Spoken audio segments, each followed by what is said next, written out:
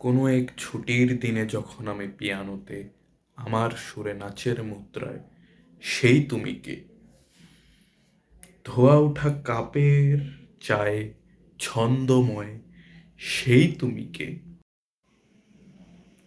তাহসান ভাই, একবার মারা খায় কি পেট ভরে নাই? শিক্ষা হয় নাই, দুনিয়া বোঝা হয় নাই, আরেকবার যে মারাটা খাইতে গেছেন কোনো এক শীতের দিনে না কি জানি কোনো এক পিয়ানোর গোষ্ঠী গিলাই, চায়ের কাপের গোষ্ঠী গিলাই, একটাবার তো মারা খাইছেন না? মারা খায় কি একটু শিক্ষা হয় নাই?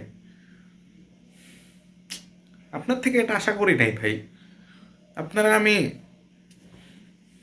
এটাই ভাবতাম, কিন্তু এখন তো আপনিও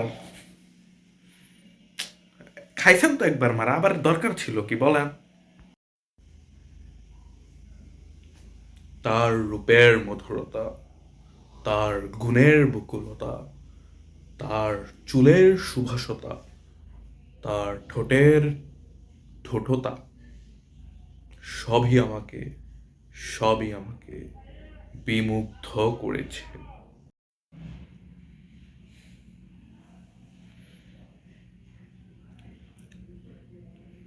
কি অবস্থা! ছি ছি ছি ছি ছি! আরে, কচি একটা মাইয়া, আপনার বাপের সমান, চাচার সমান। ছি ছি ছি ছি ছি! রূপের মধুরতা, গুণের বকুলতা, চুলের চুচিলতা, ওটার কত কিছু!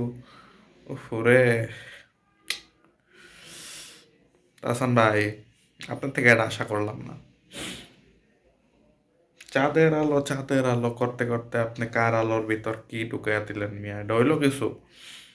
আপনারা তো আমরা অন্য লেভেলের ভালো ছেলে মনে করতাম। আপনিও দেখি তলে তলে আকাম করলেন।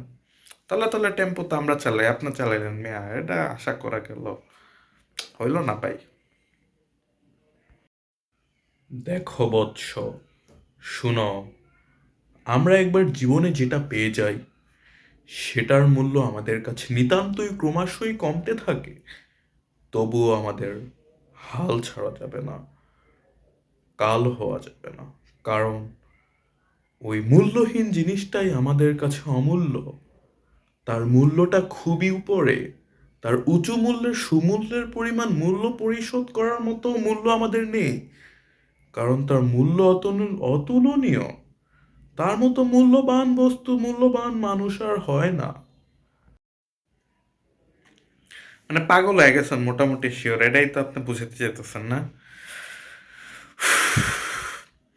মূল্যবান, মূল্যহীন এটা বাদ দেন, এ আর ভালো লাগতেছে না এটা। কিন্তু কথা হইলো ভাই, এটাও যদি আপনারা ডিচ করে, ভাই আপনি কি কনফিউজ হয়ে যান না? পিছন দিয়া তাকায় আয়রা কোনটা আর আপনার বউ এই রোজা কোনটা? মানে রোজা নামটা জমলো না তো ভাই, কারণ আপনি হইলেন খান, ও হইলো রোজা। একজন খান আর একজন রোজা, এটা একটু অমানানসই না? বাট আপনার ক্যারেক্টারের লাগে ভাই জিনিসটা গেল না। মানে আপনি হলো উচ্চ লেভেলের মানুষ আমরা মনে করতাম, কিন্তু ভাই হলো না, জিনিসটা হলো না। একটা মানুষের ভিতরের মানুষটাই আসল, তার ভিতরের রূপটাই মূল্যবান। ওই রূপ দেখে আমি তার প্রেমে পড়েছি। আমি কখনো উপরেরটা দেখি না, আমি ভিতরেরটা দেখি। বুঝেছ? ভিতরের জিনিসটা যখন খাঁটি হয় তখন উপরের গুলিও খাঁটি হবে। কারণ ভিতরেরটা নিজের, উপরেরটা আল্লাহর। বুঝেছ? হ্যাঁ হ্যাঁ ভাই, আমিও ভিতরেরটাই দেখি। ভিতরেরটা আমার অনেক ভালো লাগে, ভিতরেরটা অবশ্য খাঁটি পাওয়া যায় না। কারণ অনেক খবর আইতেছে আর বয়ফ্রেন্ড হ্যান না তেন, ওটা লয়ে পরে ভিডিও বানাবো। আচ্ছা যাই হোক ভাই, বিয়ে করছেন, কংগ্রেচুলেশন। বাসর রাইড করবেন একটু পরে। যাই ভাই, কন্ডম লাগলে কই, কন্ডম আছে অনেক।